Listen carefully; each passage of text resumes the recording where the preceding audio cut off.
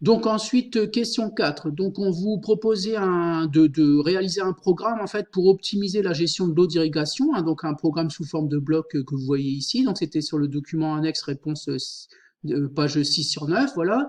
Donc on vous proposait de n'irriguer en fait que la nuit, de 21 heures à 23 heures, en goutte à goutte, par période fractionnée, d'accord? Donc on vous demandait d'aller voir le document 4 ici, hein, donc il fallait bien aller lire ici le document 4.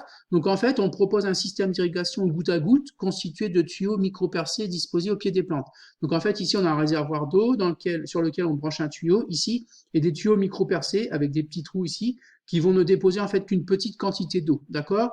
Donc l'eau est distribuée par gouttelettes pendant des périodes courtes et répétitives afin de permettre sa meilleure infiltration dans le sol.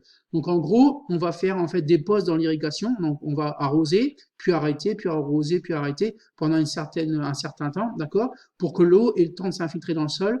Et surtout, et en plus, on va irriguer la nuit en fait pour éviter l'évaporation, le phénomène d'évaporation de l'eau pendant la journée, d'accord. Donc en fait, donc un programme horaire d'irrigation peut être décrit selon le principe suivant. Donc le cycle démarre à 21 heures et s'arrête à 23 heures, d'accord. Donc on irriguera en fait, on arrosera que de 21 heures à 23 heures.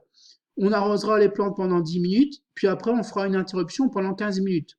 Donc en fait, de 21 heures à 23 heures, on va arroser 10 minutes, on va s'arrêter 15 minutes, on va arroser 10 minutes, on va s'arrêter 15 minutes, etc., etc., de 21 heures à 23 heures. Donc en gros, ici, donc bah déjà, on commence qu'à 21 heures, d'accord. Donc ici, si l'heure est égale à 21 heures, alors là, on va commencer l'irrigation, d'accord.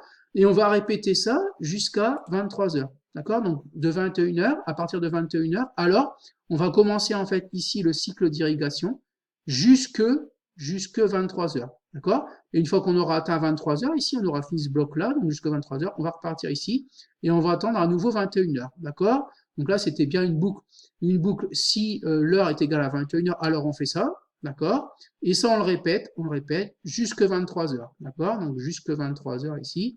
Et ensuite, on repasse, on s'arrête et on attend une fois à nouveau 21 heures, d'accord. Donc en fait, une fois qu'il est 21 heures, 21 heures, oui, on va démarrer l'arrosage, d'accord. Donc c'est ce qu'on nous dit en fait, hein, démarrer l'arrosage à 21 heures.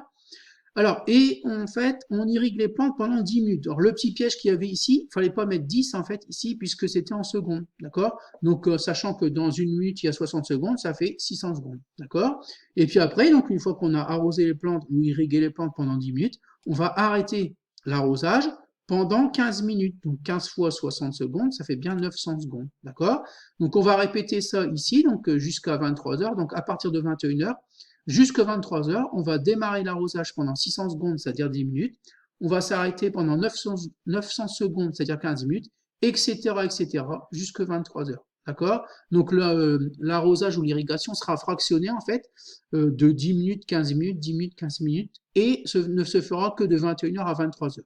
Donc voilà pour la correction de la question 4.